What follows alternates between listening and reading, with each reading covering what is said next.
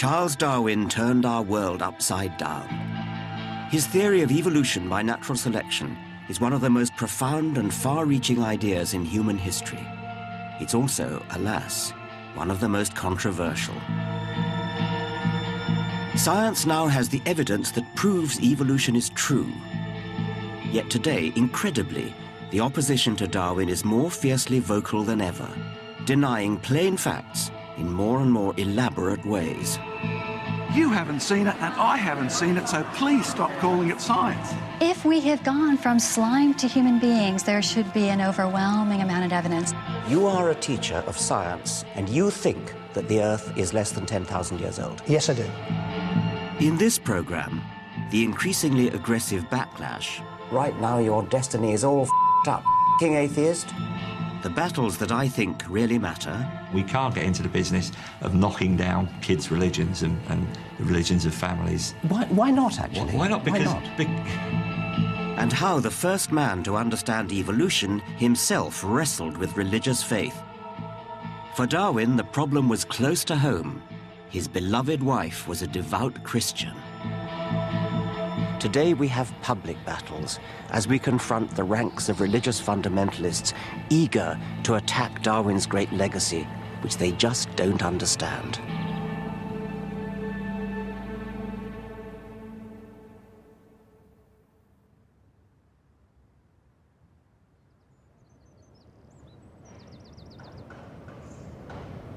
When I was a young boy, I looked to God to explain life. And then I was introduced to Darwin and evolution by my father. At first I didn't get it. It didn't seem possible to me that something so simple could explain so much.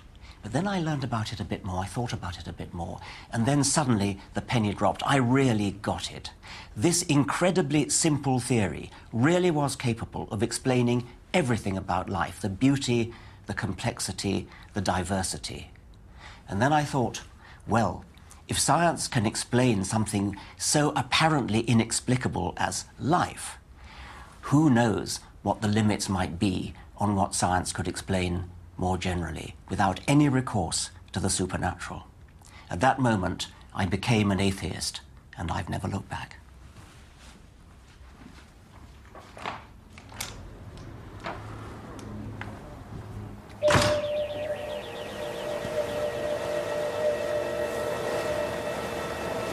Charles Darwin, too, changed his mind about this biggest of questions.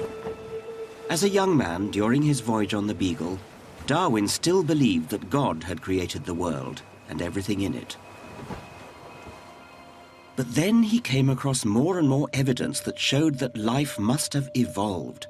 Fossil ancestors, patterns of anatomical resemblance, startling similarities in embryos, and the power of domestic breeding all showed that life forms had changed over time. Darwin believed there was an entirely natural explanation. All animals vary, and in the competition of nature, some variations are more successful and more likely to reproduce than others, passing their variation on.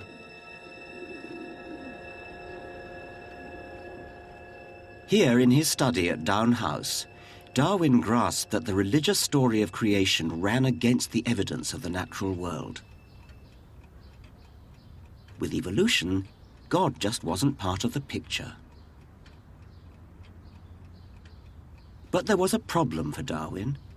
His wife Emma was religious, and the trouble began soon after they got married in 1839. Emma wrote him a letter describing her deep faith. But Darwin was no longer convinced there was a God. He agonized over the letter and scribbled on it, "When I am dead, know that many times I have kissed and cried over this." Darwin never criticized religion directly in public. I think he didn't want to hurt his wife's feelings.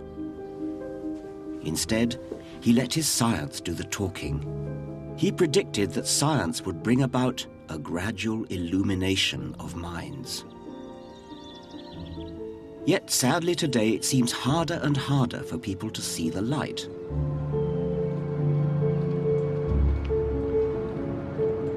Here, in the 21st century, people are retreating from reason, trying to turn back the clock to a world before Darwin. You see, Genesis chapter 1 says everything that God made was very, and none of you think kill or be killed, survival of the fittest, nature red and tooth the claw is good. Is the world really 6,000 years old? Do you realise up till Noah's day, people lived to be nearly 1,000? You don't die because you get old, you die because you're a sinner. Up till Noah's day, there's no record of rain. The Australian John Mackay is a celebrity among evangelical Christians. He's a creationist. He believes in the literal truth of the Bible's creation story, and he attacks evolution on the very crudest level.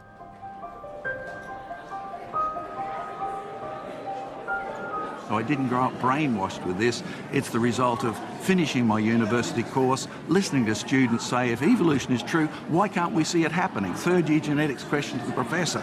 Right? You take that question seriously, do you? Oh, yeah. And the professor, his answer, I took even more seriously when he said, well, it happened so slowly you wouldn't expect to see it happening, and all of a sudden I thought, hang on. And that's true. Good. So in other words, what you don't see happening is not science. It's unobservable, and you were the first person to admit it on PBS. See. You're using the word see as meaning see within one lifetime. If a phenomenon takes millions of years, of course you're not going to see it. Which means you have a faith position, it does not, and you need to admit it. It means you have to use other there. evidence than the evidence of one man's eyes. It means you have to look... sorry, Darwin was only 1859. That's only 150 years ago almost, right? And you haven't seen it, and I haven't seen it, so please stop calling it science and call what you're teaching philosophy or atheism if you're going to really be honest, and my time is up. That's ridiculous, but anyway, thank you very much. Thank you.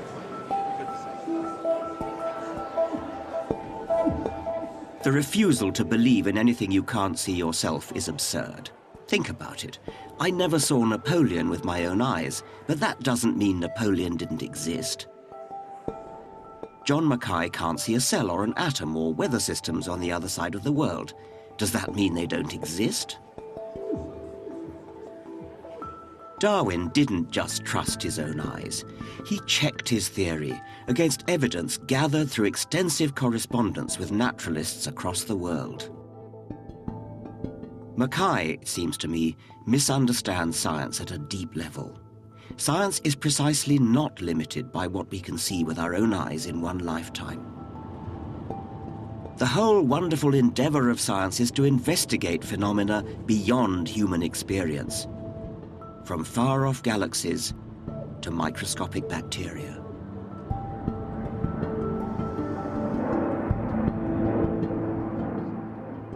Creationism's next best strategy is not flat denial, but to claim there is evidence against evolution and that a genuine debate is yet to be had. This is the creationists' favorite claim in America, where the battle between faith and science really rages.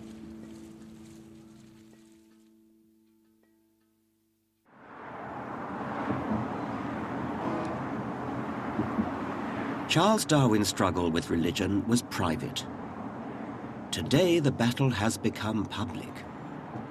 In my lifetime, opposition to evolution has grown, particularly in the United States.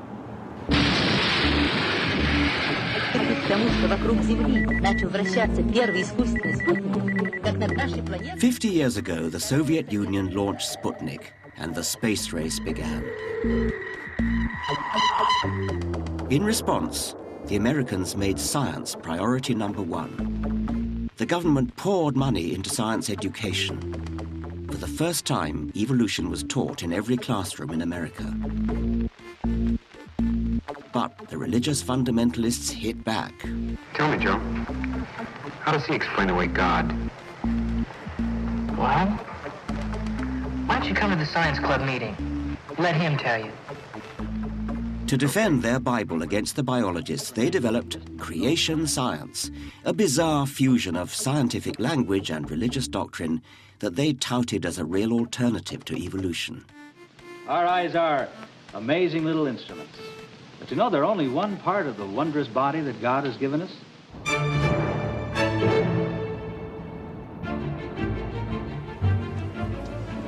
I worry that this is brainwashing, not science. And I've felt compelled to take a stand. 40th floor. My book, The God Delusion, has put me firmly in the front line in the battle between religion and reason. Can I sign in, Richard Dawkins? Hello, hello. I'm one of your biggest fans. Can I speak to the #1 British intellectual? I've read all your books. Have you? That's very kind. Thank you. Can I touch the hem of your gown? The most powerful nation on earth is polarized. At this conference of atheists, I'm treated almost like a rock star. But there are sections of American society that would happily lynch me. Are you religious at all? I mean, do you pray? Of course not. You're not. You're not religious at all. Do I look religious? I hope you die slowly and you burn in hell, you damned blasphemy. And you should realize that your entire life has been a delusion and that right now your destiny is all up, atheist. Go yourself. You, sir, are an absolute ass. Your feigned intelligence is nothing more than the fart of God. You suck. Go burn in hell. Satan will enjoy torturing you. Christian living for God. There is a God, her created all of us. The only one who is blinded are the unsaved and stubborn. Everything Darwin said is wrong and evolution has never been proven and nothing is evolving now. The Bible is the best book. Nothing even comes close to its accuracy, and if you think God's judgment is bad, the devil has worse in store for all unbelievers. No punctuation at all in that one. Doesn't scare me. I mean, I rather pity these people. They react in a way that sounds defensive and actually really rather pathetic. Ha-ha, you dumbass. I hope you get hit by a church van tonight and you die slowly.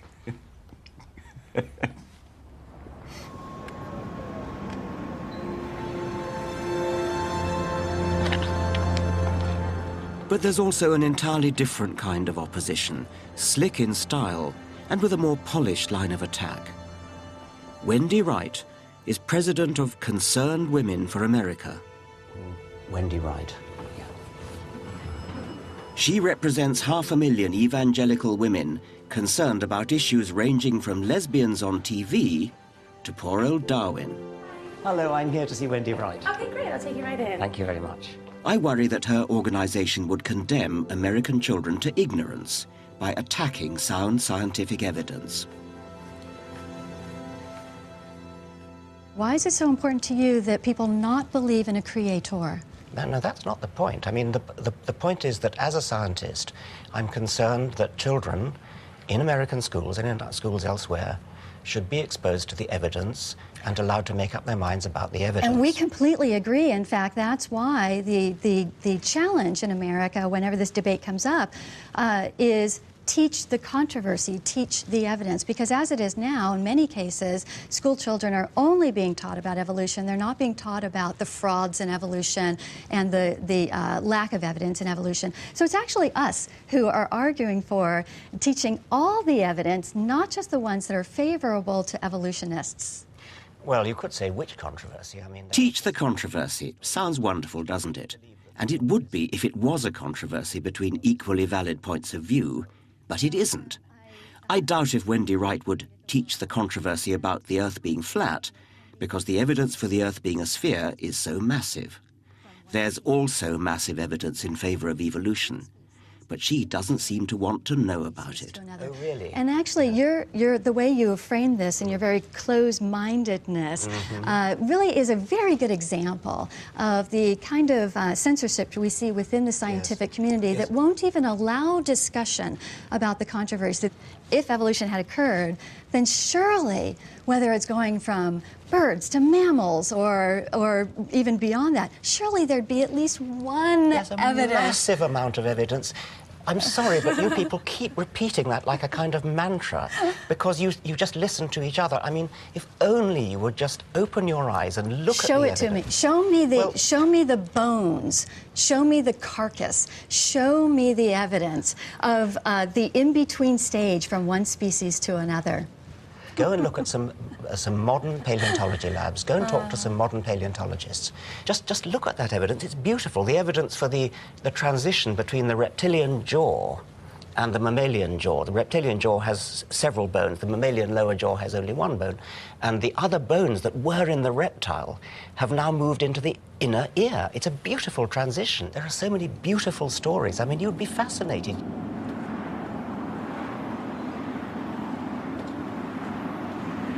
So, is there evidence for evolution or isn't there? Let me show you.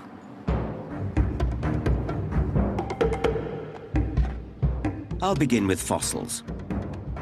There are now literally millions of fossils in museums all over the world. They've been dated and documented, and the relationships between them analysed. When mapped out through time, the anatomical connections can only be explained by evolution. All life is related in a vast family tree. Fossils also show how life forms change over time along individual branches of the tree. Look at these skulls. The so-called missing links show the growth of our ancestors' brains over the last 3 million years, as we evolved from something like a chimp on hind legs to modern humans. But there's even more convincing evidence. There is a code of 4 chemicals in every cell of every living thing, DNA. Today, machines like these can analyze and compare DNA with absolute precision. So Darwin's theory can be tested. Is it true? Yes. The results match the fossils.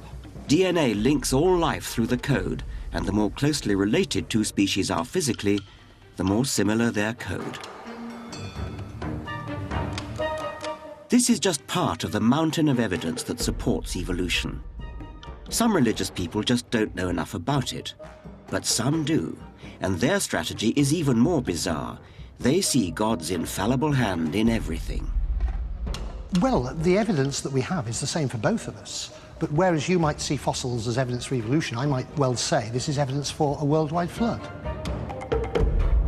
Would you want someone like this teaching your children science in Britain in 2008? This is Nick Cowan, chemistry teacher at a well-respected northern grammar school. And he uses American creationist material in his general studies class.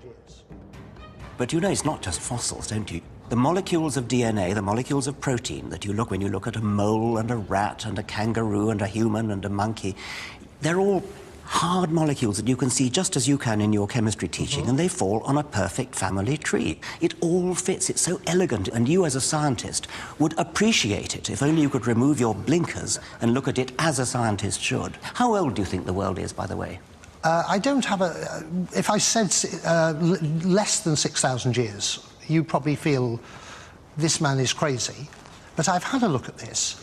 I don't know. The dating methods we have are flawed in their methodology. You are a teacher of science in a major British school, and you think that the Earth is less than 10,000 years old. Yes, I do.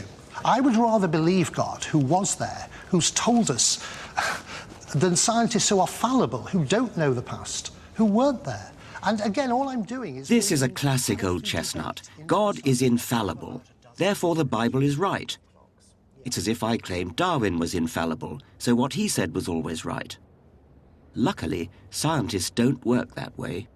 We sustain our ideas not through sacred texts, but through reason and evidence.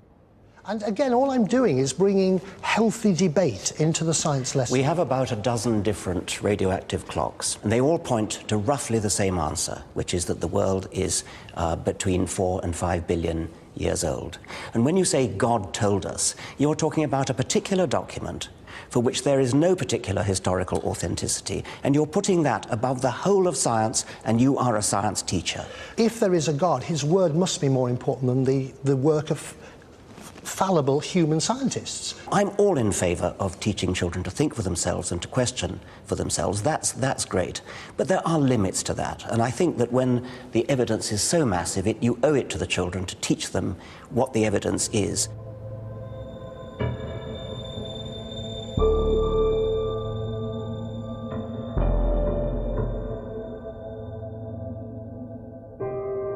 What creationists like Nick Cowan claim is God's perfect creation is in fact the result of evolution's arms race. Animals have evolved extraordinary adaptations to fit their environment, but they're not perfect. Designers can go back to the drawing board. Evolution is condemned to modify what's already there. So nature is full of compromises and imperfections. Creationists also ask how something so apparently perfect as the eye just sprang into existence. Well, it didn't. The basic chemistry that makes up a light-sensitive cell is shared right across the animal kingdom, and natural selection has seized on this time and time again. Science has uncovered species at every stage in the evolution of the eye. It is a cumulative process, and each step of the way is more useful than the one before. The eye has evolved independently at least 40 different times around the animal kingdom, and it has evolved gradually, improvement on improvement. And yet... no sensible person would have ever left the body the way it is. Like what? What's a good example of that? The most dramatic is the human eye. Right. You know, it's held up as this example of perfection in the body. It's not perfect at all. It's the perfect example of why the body is not designed. Cover one, if you would, please. And we take the pin and we move it right in the, and you have to keep looking right at the bridge of my nose, so keep your eye fixed. And now we're going to move it just out a little bit, about 15 degrees, and right about there. Yeah, it's gone. It's gone. Yeah. You can't see it? No. Now can you see it? Yes. Now can you see it? Yes. Now can you see it? No. There's a blind spot. Yeah. That's really lousy. Our bodies are so fabulous in some respects. Our heart keeps beating and never takes a 5-minute vacation for decade after decade after decade. That's astounding. But we have an appendix, we have wisdom teeth, birth is difficult, many people get nearsightedness, and the combination of some things being so perfect and other things being such botched jobs is what should make us all sit up and take notice that this is something that's been shaped by natural selection. It has a lot of vulnerabilities built in that can be explained only by how natural selection works.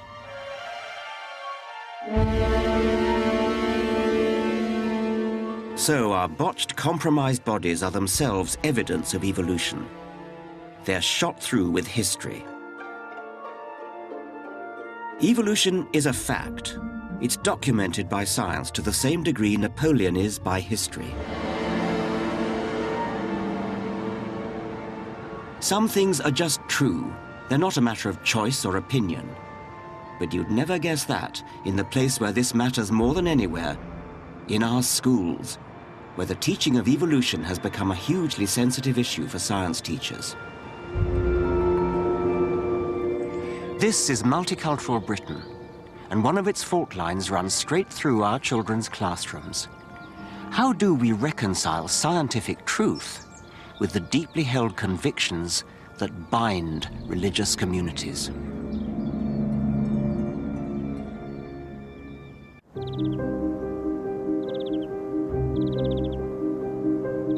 Charles Darwin was the first person to grasp the extraordinary idea that life on Earth had evolved without the intervention of any god. And I've always been intrigued by how he himself wrestled with what that meant for religion. Darwin was deeply worried about how religion spread, not through reason and evidence, but by being seeded in children's minds at a young age at school.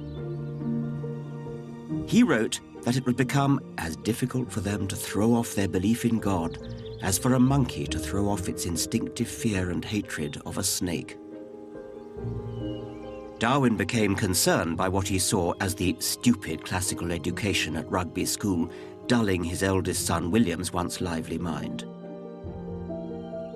So he was prepared to brave the snobbery of Victorian society to send his 4 other sons to the less prestigious Clapham Grammar School, because it had strong science education. 150 years later, Darwin would find reason to be equally anxious about what his children were being taught at school. The compromised values of multicultural Britain mean that teachers hesitate to offend the religious beliefs of their pupils, even when these directly contradict scientific fact.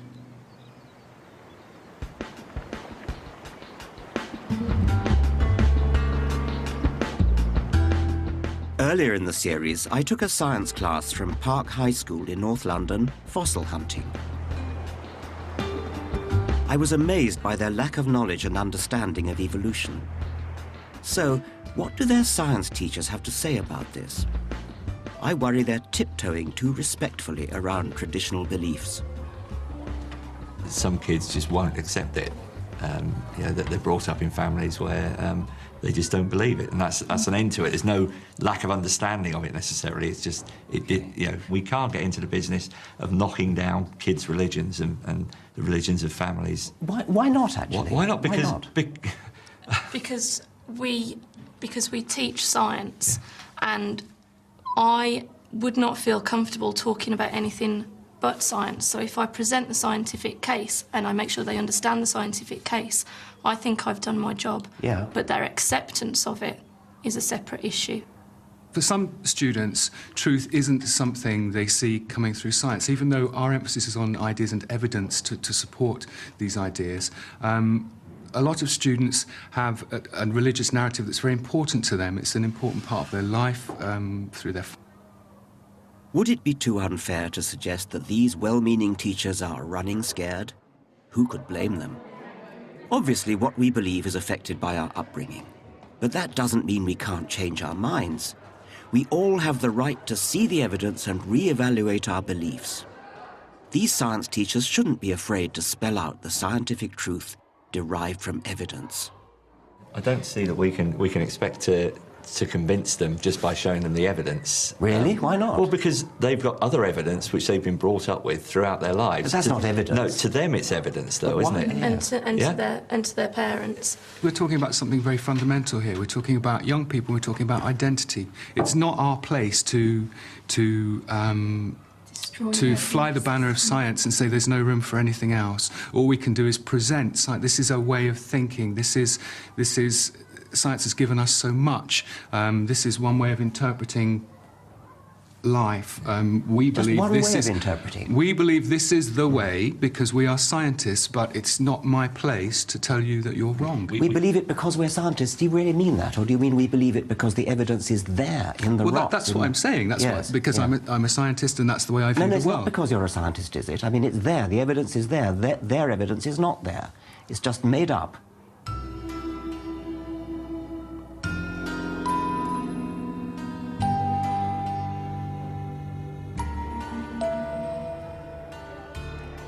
You don't believe that the Earth is round only if you're an astronaut.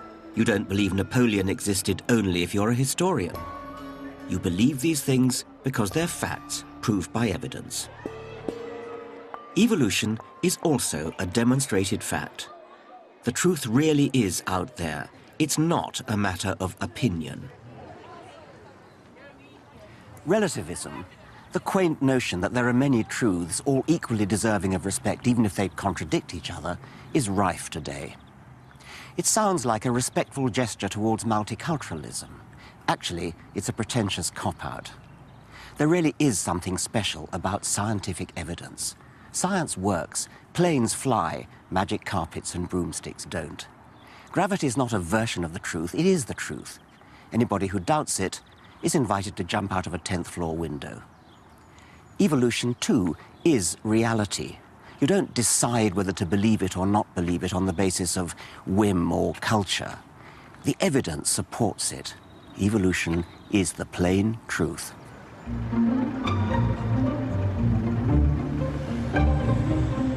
Where has all this wobbling come from? Well, it started right back in the 19th century, in Darwin's time. Rather than just denying the evidence, the Church of England developed the most sophisticated strategy to face the challenge of evolution. It saw evolution as one truth within a bigger one, and embraced Darwin in what one might call a comfortable relativist fudge. Science would explain the workings of nature, and God could take the credit for getting science started in the first place. It's a subtle argument put forward by the most powerful Christians in the world. Let's take it on in its modern guise. Darwinism as a theory of how evolution works, a highly plausible, highly credible theory about biological history. I don't have a problem with that. Do you see God as having any role in the evolutionary process? For me, God is the power or the intelligence that shapes the whole of that process. As creator, God's act is the beginning of all creation. So by setting up the laws of physics in the first place, in which context evolution takes place? Things unfold within that. What about intervening during the course of evolution? I find that rather suggests that God couldn't have made a very good job of making the laws of physics in the first place if he constantly needs to be adjusting the system, adjusting the works. And I think that's a slightly different question. But there's a problem for the Church of England. Isn't it trying to have its cake and eat it too? But trying to have both God and the laws of science means that one or the other is compromised. Either God can't interfere and has no impact, or if he does get involved, it can't be squared with science. You do believe in some of the New Testament miracles, I mean, such as the virgin birth and any others, I mean, the raising of Lazarus. Yes, and the raising of Lazarus, yes. Okay. Now, isn't there a kind of mismatch between your view of science as something that God doesn't interfere in and that somehow he made it right in the first place? How do you reconcile that with what looked to some of us like sort of more like cheap conjuring tricks and not the sort of grand creator that you've been portraying? I think if you start with a picture of God outside messing around with the works, you are in danger of getting into the conjuring tricks model. I think, though, that there are certain moments when there is an opening in the world in which the underlying divine action comes through in a fresh way. Take the birth of Jesus. Here you have a long history of preparation for the coming of God in a new way. Here you have a particular life, that of Mary, opening itself up to the action of God in a certain way. And then something fresh happens, which is not, if you like, a suspension of the laws of nature, but nature itself opening up to its own depths, something coming through. Now, I'm not sure what that means. It sounds to me awfully like suspending. Poetic language. It's poetic language. And I realise that there are ways of talking about that which do simply sound like God interrupting things. I mean, I, of course, love poetic language, but there does come a time when you worry that people are going to misunderstand it as... Or that it's a way of wriggling out of hard questions. Well, I mean, it's one thing to say in some poetic way it was sort of right that Jesus should have been born of a virgin, but when you say, I actually believe it happened, that's a statement of fact. That's a statement of scientific fact. It happened. It's true or not, yes. It's true or not, and I don't think you can really wriggle out of that by doing some poetry, but much as I love poetry. On the one hand, I've got a lot of sympathy with the decent, middle-of-the-road, moderate Christians. On the other hand, I sort of feel that the decent, middle-of-the-road Christians are tying themselves in knots, trying to have it both ways, trying to have both God and Darwin. And in a sense, they're opening the door, letting in the rabid creationists by making it respectable to believe things on the basis of faith rather than evidence.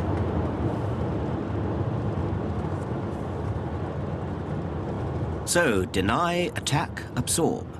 Now we've gone through the range of strategies by which religion tries to deal with Darwin.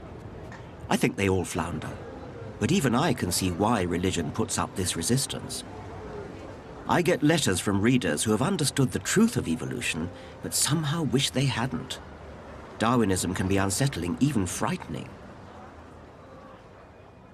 Darwin himself was shocked by what he called the low and horridly cruel behavior he observed in nature, and yet it was integral to natural selection.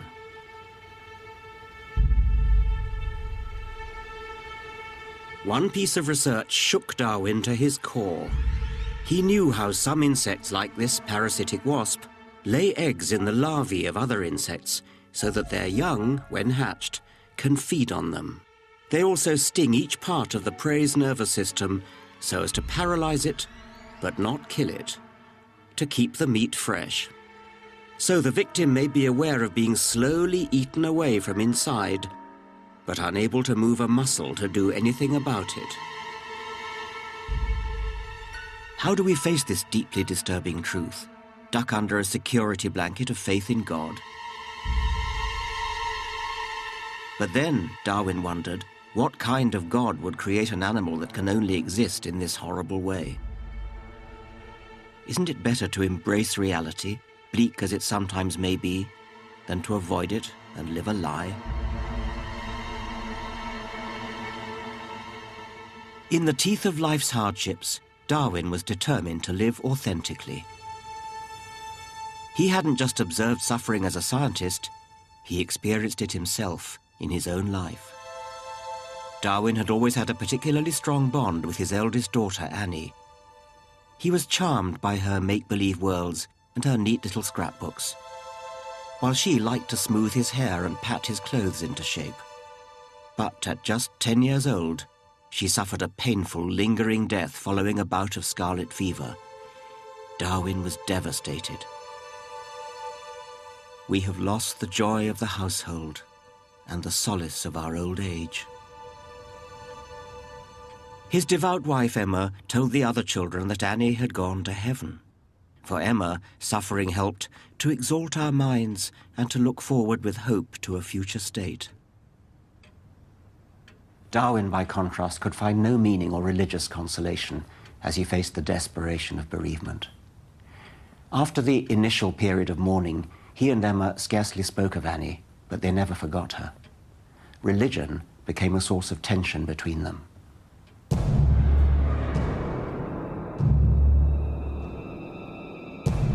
Finally, I think the tension had to spill out.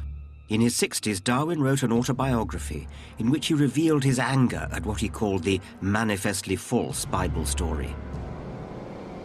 And he added, "I can indeed hardly see how anyone ought to wish Christianity to be true, for if so, the plain language of the text seems to show that the men who do not believe, and this would include my father, brother, and almost all my best friends, will be everlastingly punished.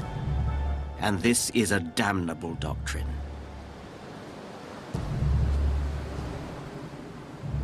Though his autobiography was written for his family, Darwin must have known it would be published after his death.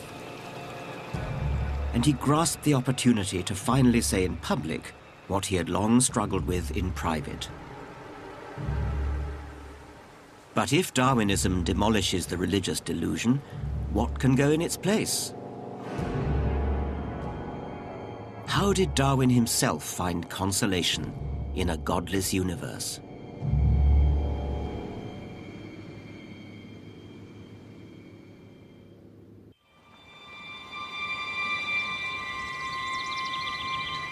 Religious people attack Darwin for, in their view, draining some of the wonder out of our world, for the bleakness of his vision of nature. The playwright George Bernard Shaw really hated Darwinism. He said, "When its whole significance dawns on you, your heart sinks into a heap of sand within you. There is a hideous fatalism about it, a ghastly and damnable reduction of beauty and intelligence, of strength and purpose, of honor and aspiration." There's no doubt that people do find a Darwinian view of life bleak and unsympathetic, but it's still true, and we can't get away from that. And further, in any case, there is a sort of happiness, there's a sort of bliss in understanding the elegance with which the world's put together. And Darwinian natural selection is a supremely elegant idea. It really does make everything fall into place and make sense. And I find great consolation, great happiness in that level of understanding.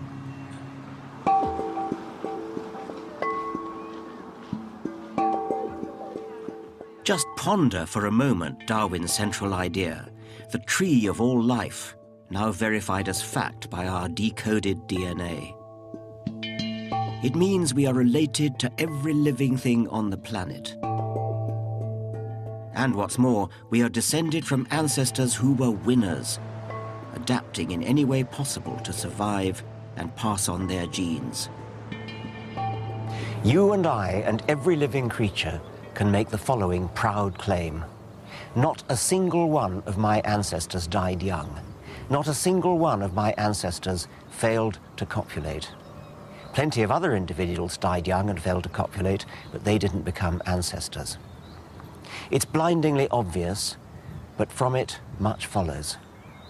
It means that every single living creature has inherited the genes of an unbroken line of successful ancestors. We have all of us inherited what it takes to survive and reproduce.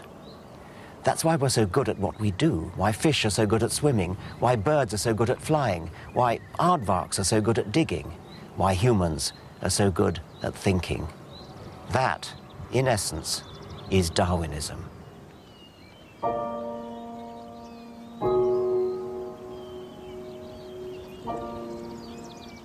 Darwin had to bury 2 more of his children in his lifetime. Another daughter and a son died in early infancy. In memory of Mary Eleanor and Charles Waring, children of Charles Darwin. Darwin confronted grief in his own way. He found solace, I think, in the very earth in which he had to bury his children. For his last book, he turned to earthworms. Darwin was fascinated by how little by little, over huge lengths of time, their slow turning of the soil churned the whole surface of the earth. Nature's ploughs had their own extraordinary underground economy, a damp, dark, life-and-death struggle, to which we humans were totally oblivious. I doubt, Darwin wrote, whether there are many other animals which have played so important a part in the history of the world.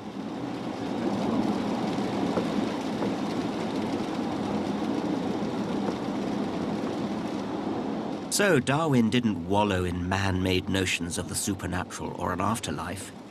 His down-to-earth wonder at nature was his cure for loss of faith. I'm going to visit someone with a similar outlook, the philosopher Dan Dennett. I've known him for 25 years. We're the same age, but I think of him as a kind of intellectual elder brother. But recently, he had a brush with mortality. There was a terrible crisis with his heart, and his friends were all told that he was going to die. It was a very scary moment.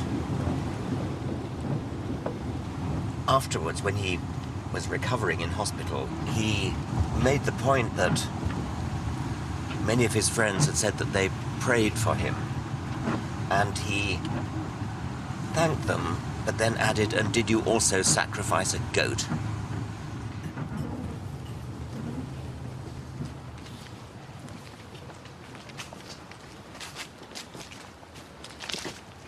Dan has no shred of faith in God or eternity. Does he think his Darwinism would deny people comfort? I think it only undermines a crutch that they don't need, and that's the crutch of an absolute immortal soul. That's an idea that a lot of people think is very important. And what it does, of course, is it replaces it with the idea of a material, mortal soul. Yeah, we have souls, but they're made of neurons. And the little neurons individually are just blind little bio-robots. They don't know, they don't care, they're just doing their jobs. The amazing thing is that if you put enough of them together in the right sort of teams, you have basically a soul. You have the control system and the memory of a being that can be held responsible, that can hold himself or herself responsible, that can look into the future. And when people say, well, where do you get your consolation from? I sort of feel, well, how much more do you want? What? Indeed. What could be more wonderful than being part of this amazing living tapestry of growth and exploration and innovation, all happening in not a million, not a billion, but in 1 trillion places at once. Just to look just at our planet, the exuberance of the life processes going on around us and all of the creativity that is there is just stunning. It's great to wake up in the morning and realize that you're a part of this. And not only are we a part of it, but we can reflect on the fact that our ability to realize that, our ability to understand it and to exult in it, is itself the product of the same process. Our brains that are so capable of appreciating this have been produced by the very same process that we are now appreciating. Sometimes I like to say the planet has grown a nervous system, and it's us.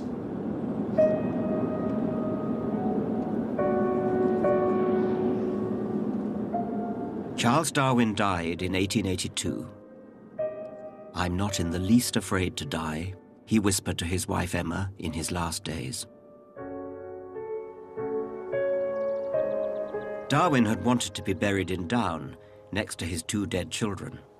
In the event, however, the scientific establishment insisted on the accolade of burial in Westminster Abbey. A host of scientists, philosophers, and celebrities attended on the day. In true C of E style, the church attempted to absorb the man who had brought down the house. Yet, even so, the Archbishop of Canterbury turned out to be indisposed, and the God-fearing Prime Minister, William Gladstone, pleaded prior engagements. Perhaps not for them the funeral of the scientist whose work, more than any other, has proved the biblical creation story shallow and wanting.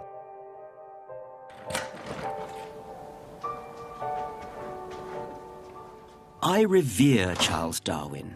He made sense of life. The world is amazing, even more amazing than Darwin knew. And the more we discover, the more petty our little private beliefs seem. Does Darwinism leave a gaping hole where religion once was? No, rather it opens our minds to a world of majesty, the real magic all around us. Not based on uncertain faith, but sound science. In this handful of soil, there are about 25 billion bacteria. That's 4 times the entire human population of the planet. We humans and the animals we can actually see are a tiny fraction of life on Earth. In the perspective of the universe, the vastness of the universe and of geological time, we are insignificant. Some people find that thought disturbing, even frightening. Like Darwin, I find the reality thrilling.